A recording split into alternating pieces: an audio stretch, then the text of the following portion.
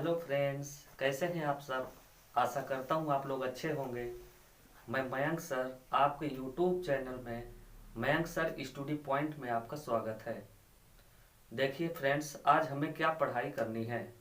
आज हमारे पास है क्लास 10th का chemistry video number 3, lesson 1 video number 3। आज हमको पढ़ना है रासायनिक अभिक्रियाओं के प्रकार। इसको इंग्लिश में कहते हैं types of reaction, sorry types of chemical reaction.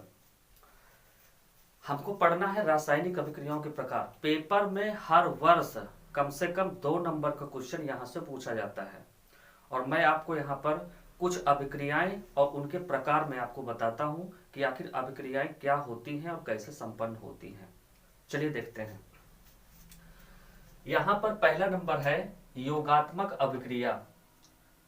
इसको इंग्लिश में कहते हैं एडिशन रिएक्शन।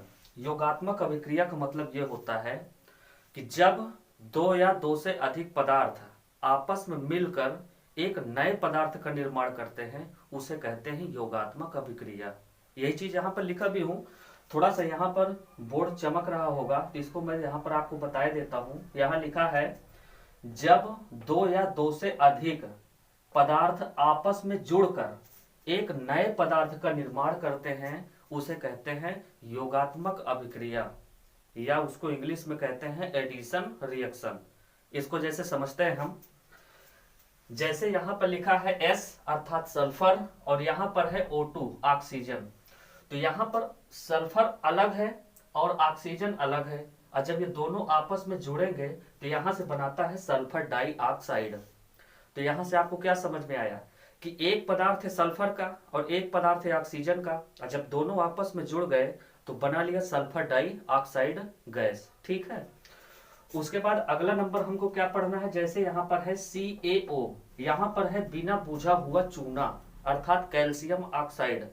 और बिना बुझे हुए चूने को जब हम जल के साथ उसको रिएक्शन करवाते हैं जल के साथ, तो यहां पर क्या बनाता है, जैसे एक पदार्थ है बुझा हुआ चूना और दूसरा हमारे पास पदार्थ क्या जल, और जब हम दोनों को आपस में रिएक्शन करवाएंगे तो दोनों आपस में जुड़ जाएंगे और जब जुड़ेंगे तो इसी को तो कहते हैं योगात्मक अभिक्रिया।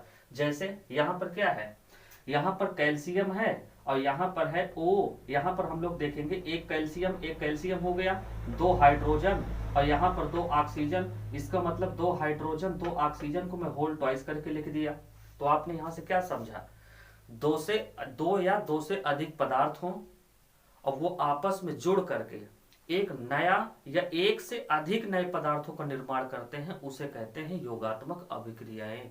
जैसे यहां पर हम लोग क्या देखेंगे, जैसे मान लीजिए यहां पर लिखा है CO, इसका मतलब होता है कार्बन मोनोऑक्साइड। देखें, जब कोई तत्व मान लो 1 हो तो उसको कहते हैं मोनो, अगर मान लो कोई तत्व अगर 2 हो तो उसको कहते हैं डाई, अगर कोई तत्व अगर 3 हो तो उसको कहते हैं ट्राई, अगर कोई तत्व अगर 4 हो तो उसको कहते हैं टेट्रा, अगर 5 हो तो उसको कहते हैं पेंटा। तो इस तरह से आगे की ओर ये गिनती चालू रहती है, मैं आगे आपको बताऊंगा। यहां पर क्या देख रहे हैं, यहां से क्या बना कार्बन मोनोऑक्साइड और यहां पर है Cl के 2 अणु, और जब ये आपस में मिलता है तो आपस में मिलकर क्या बनाता है, आप इसको बोल सकते हो कार्बन मोनो डाइक्लोराइड। डाई का मतलब मैंने अभी आपको बताया, डाई का मतलब होता है 2। ठीक है। उसके बाद है नंबर अगला हमारे पास है अनुत्क्रमणीय अभिक्रिया।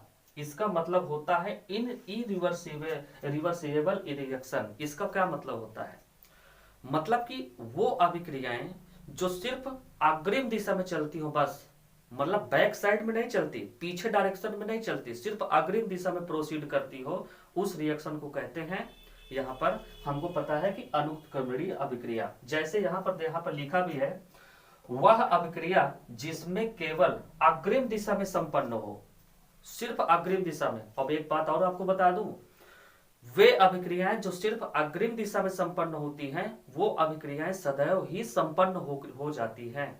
ऐसा नहीं है कि वो हमेशा चलती रहती, ऐसा नहीं, वो कभी ना कभी आपस में संपन्न जरूर हो जाएंगे। जैसे यहां पर हम कुछ एग्जांपल देखते हैं। जैसे यहां पर लिखा है 2KClO3 लिखा है, तो यहां पर हम लोग क्या देखेंगे, ये जो रिएक्शन है देखिए सिर्फ अग्रिम दिशा में चलेगा, बस हो गया और ये कंप्लीट हो जाएगा। यहां से जैसे यहां से देखिए क्या बनाया, 2KCl बनाया और प्लस बनाया 3O2। तो एक बात और जान लीजिए, जो ऐसे जो रिएक्शन होते हैं ना, उन रिएक्शनों को हमेशा खुले बर्तन में संपन्न करवाना चाहिए, हमेशा खुले बर्तन में, याद रखिएगा, हमेशा ये रिएक्शन खुले बर्तन में होते हैं, बंद बर्तन में बिल्कुल भी नहीं। तो यहाँ पर हम लोग क्या देखे, यहाँ से देखिए ऑक्सीजन यहाँ से मुक्त हो रही है, तो अगर बर्तन खुला होगा तो ऑक्सीजन निकल जाएगी, और अगर ऑक्सीजन यहाँ से अगर निकल जाएगी तो उसको पश्चिम दिशा में अर्थात पश्चिम दिशा में या बैकवर्ड डायरेक्शन में उसको चलने के कोई चांस नहीं बनते। उसके बाद जैसे हमारे पास अगला रिएक्शन है, जैसे यहाँ पर लिखा है 2Na और आगे लिखा है 2H2O। इसका मतलब देखिए दो पदार्थ हैं और दो पदार्थ आपस में देखिए रिएक्शन करेंगे तो अग्रिम दिशा में चलेंगे ना, अग्रिम दिशा में, तो यहां से बनाएगा 2NaOH और यहां से क्या निकलेगी, हाइड्रोजन गैस। अब आप सोचिए कि अगर मान लो बर्तन अगर बंद है, तो अगर बर्तन बंद है तो हाइड्रोजन गैस निकलेगी ही नहीं।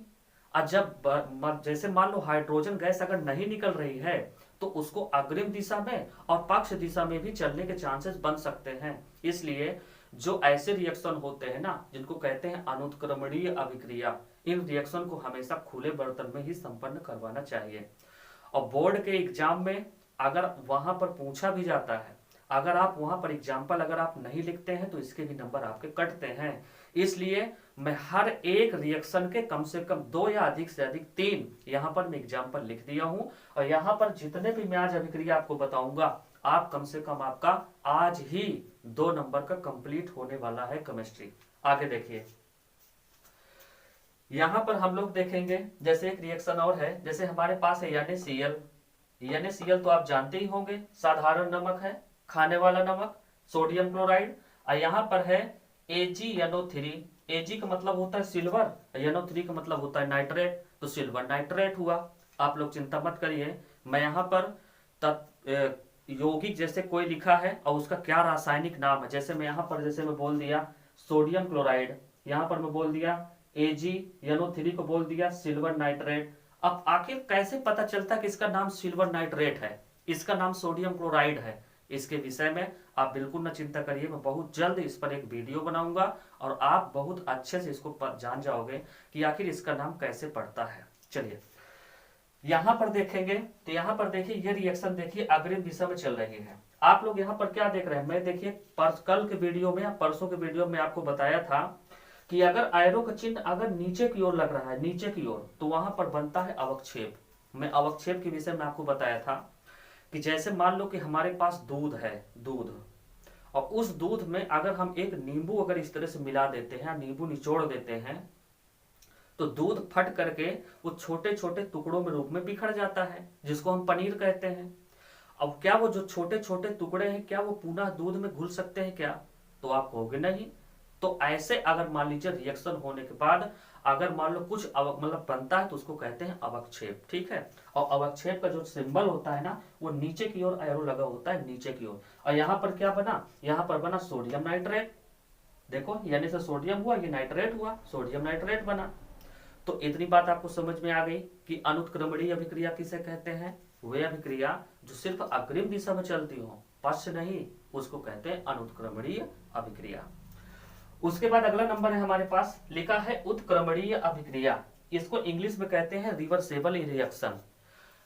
ये कैसी अभिक्रिया होती है, मतलब कि ऐसी अभिक्रिया जो आगे भी चले और पीछे भी चले, मतलब अग्रिम दिशा में भी और यहां पर देखेंगे तो पश्च दिशा में भी। तो इसका मतलब क्या हुआ कि ऐसी रिएक्शन को कहते हैं उत्क्रमणीय अभिक्रिया, इंग्लिश में बोलते हैं इसको रिवर्सेबल रिएक्शन। जैसे यहां पर हम लोग देखेंगे, यहां पर जैसे यहां पर देखिए क्या लिखा है, मैं यहां पर लिखा नहीं हूं, मैं यहां पर मैं बोले दे रहा हूं, आप लोग नोट कर लीजिए। वे अभिक्रियाएं जो अग्रिम दिशा में भी और पक्ष दिशा में भी चलती हैं, उनको कहते हैं उत्क्रमणीय अभिक्रियाएं। और एक बात और जान लीजिए, ये जो अभिक्रियाएं होती है ना, ये ज्यादा तक ये अभिक्रियाएं बंद बर्तन में ही होती हैं।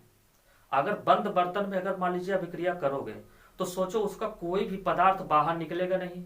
जैसे मान लो कोई गैस बन रही है, बाहर नहीं निकलेगा, तो पीछे साइड चलने के चांसेस उसके बहुत ज्यादा बन जाते हैं। इसका मतलब कि जो ऐसी अभिक्रियाएं होती है ना, उनको बंद बर्तन में ही करनी चाहिए।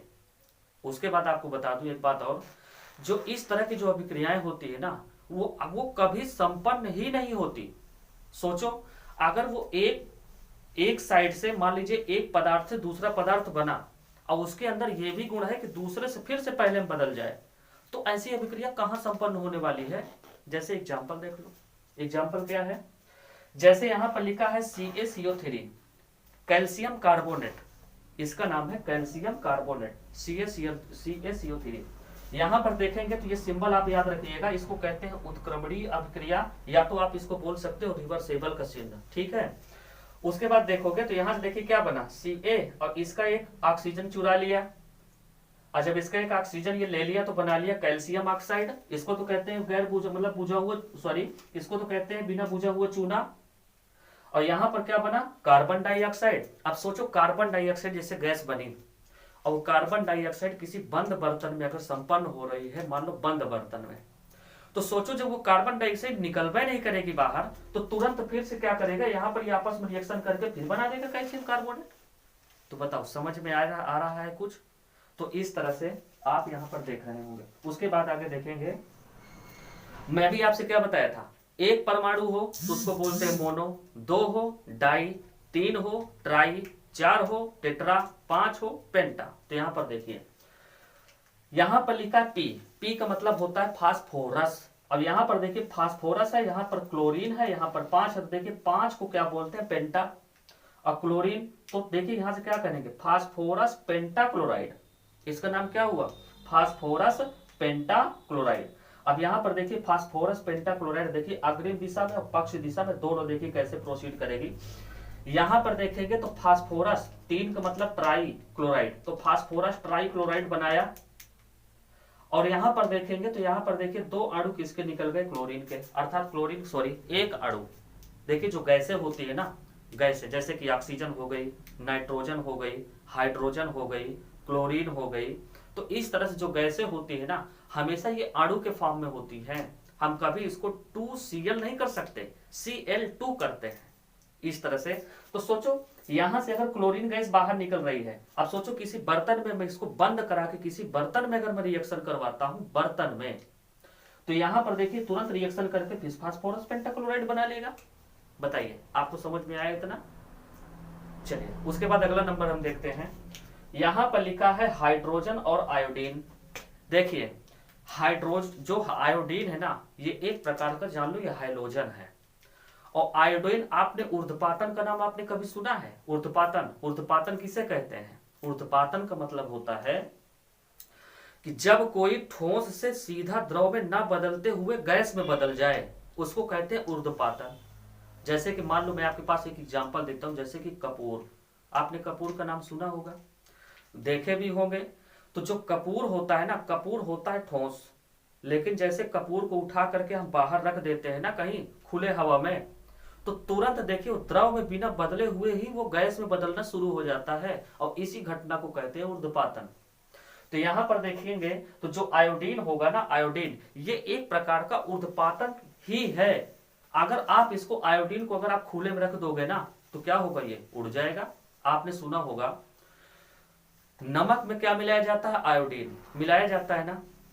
अब सोचो जैसे नमक में मान लो आयोडीन मिलाया गया है, तो सोचिए हम नमक के जैसे पैकेट को हम काट देते हैं, और काटने के बाद उसको हम खुला छोड़ देते हैं, और जितना हमें इस्तेमाल करना होता है उतना इस्तेमाल करके रखा रहता है वहां पर। तो क्या सोचिए आप लोग, क्या वहां पर आयोडीन बचा होगा नमक में, क्या उड़ गया होगा ना। क्योंकि मैं भी आपसे बताया क्या होता है, आयोडीन एक ऊर्ध्वपातन होता है। तो इसलिए हमें नमक को कभी खुला नहीं रखना चाहिए, हमेशा बंद करके रखना चाहिए। अब यहां पर देखोगे तो हाइड्रोजन गैस है, ये भी गैस की तरह व्यवहार कर रही है, इसलिए यहां पर H2 और I2 लिया। और जब दोनों को मैं क्या करूंगा, बंद बर्तन में यहां पर रिएक्शन करवाऊंगा, तो यहां से बनाएगा हाइड्रोजन आयोडाइड। इसका मतलब समझ में आई बात। अगर हाइड्रोजन आयोडाइड देखोगे तो अगर ये बंद बर्तन में रहेंगे ना, तो कुछ समय के बाद ये पुनः फिर से हाइड्रोजन गैस और आयोडीन गैस निकाल देंगे। बताइए आपको समझ में आ गया कि उत्क्रमणीय अभिक्रिया किसे कहते हैं, रिवर्सेबल रिएक्शन किसे कहते हैं। आप लोग यहां पर समझ सकते हैं फिर से कि वे अभिक्रियाएं जो सिर्फ अग्रिम दिशा में और पक्ष दिशा में दोनों डायरेक्शन में चलती है ना, इस प्रकार की अभिक्रियाओं को कहते हैं हम उत्क्रमणीय अभिक्रिया। और इस तरह की जो अभिक्रियाएं होती है ना, वो कभी संपन्न नहीं होती। जैसे आगे लिखा है अपघटन अभिक्रिया, जिसको इंग्लिश में कहते हैं डीकंपोजिशन रिएक्शन। इसका मतलब क्या होता है? अपघटन अभिक्रिया या डीकंपोजिशन रिएक्शन का मतलब क्या होता है कि जैसे मान लो कि हमारे पास कोई एक पदार्थ है, मान लो मेरे हाथ में रखा हुआ है, और उस पदार्थ को मैं गर्म कर दूं तो दो या दो से अधिक पदार्थों में वो टूट जाए। या तो उसको आप समझ सकते हो, जैसे मान लो कोई एक पदार्थ है और उस पदार्थ में हम विद्युत धारा प्रवाहित कर दें, जिसको कहते हैं विद्युत अपघटन, अर्थात विद्युत धारा प्रवाहित करने से वो अपघटित हो जाए, टूट जाए, उसी को कहते हैं विद्युत अपघटन। तो मतलब कि वे अभिक्रियाएं मतलब कि वे पदार्थ जिसको गर्म करने पर या फिर विद्युत धारा प्रवाहित करने पर दो या दो से अधिक पदार्थों में टूट जाता है, ऐसी अभिक्रियाओं को कहते हैं, क्या कहते हैं? यहां पर देखिए लिखा है अपघटन अभिक्रिया या डीकंपोजिशन रिएक्शन। आई बात समझ में? जैसे इसके कुछ एग्जांपल हैं, जैसे यहां पर लिखा है 2KClO3 लिखा है ना, तो यहां पर देखें कि ये एक पदार्थ है, एक पदार्थ। अब हम देखिए यहां पर देखिए डेल्टा का चिन्ह बना है ना, इसका मतलब होता है गर्म करना। तो जैसे मैं इसको गर्म करूंगा तो यहां पर देखिए KCl अलग हो गया, यहां से देखिए ऑक्सीजन अलग हो गई ना। लेकिन मैं आपको एक बात और बता देना चाहता हूं, जो ये रिएक्शन होते हैं ना, ये रिएक्शन अग्रिम दिशा में ही संपन्न होते हैं, पिछले दिशा में हो ही नहीं सकते। जैसे मान लो कोई पदार्थ है और उसको हमने गर्म किया, वो टूट गया, तो सोचो दो या दो से अधिक पदार्थों में जैसे टूट गया। जैसे मान लो कि ये कोई एक पदार्थ है और मैंने इसको गर्म किया तो दो पदार्थों में टूट गया, तो ये दोनों पदार्थ आपस में जुड़ करके पुनः ये पदार्थ नहीं बनाएंगे। अर्थात यहां से एक बात का ये निष्कर्ष निकलता है कि जो अपघटन अभिक्रिया है ना, वो एक प्रकार का जान लो अनुत्क्रमणीय अभिक्रिया ही है, इसका ही एग्जाम्पल है। अनुत्क्रमणीय अभिक्रिया में मैं क्या बताया था अभी? यही तो बताया था कि सिर्फ अग्रिम दिशा में चलती है। जैसे अब आगे देखते हैं इसकी रिएक्शन एक और, जैसे लिखा है 2FeSO4।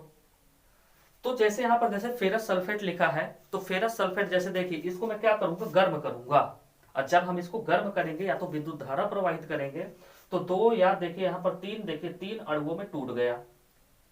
तो अब आपको मेरे ख्याल से आपको समझ में आया होगा कि हाँ ये क्या कैसे होता है।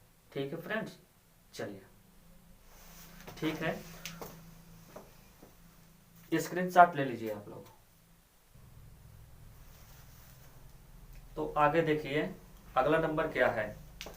अगला नंबर है हमारे पास, यहां पर लिखा है वियोजन अभिक्रिया। इसका मतलब होता है, यहां पर लिखा है डीकंपोजिशन रिएक्शन। इसका मतलब क्या है? वियोजन अभिक्रिया का मतलब है कि जब किसी पदार्थ को गर्म करते हैं या फिर उसमें वैद्युत धारा प्रवाहित करने पर वह दो या दो से अधिक नए पदार्थों में टूट जाए। अब वो जो दो नए मतलब जो नए पदार्थों में टूटा है, उन पदार्थों से दोबारा पुनः उस पदार्थ को बनाया जा सके, इसको कहते हैं हम वियोजन अभिक्रिया, या फिर इसको इंग्लिश में कहते हैं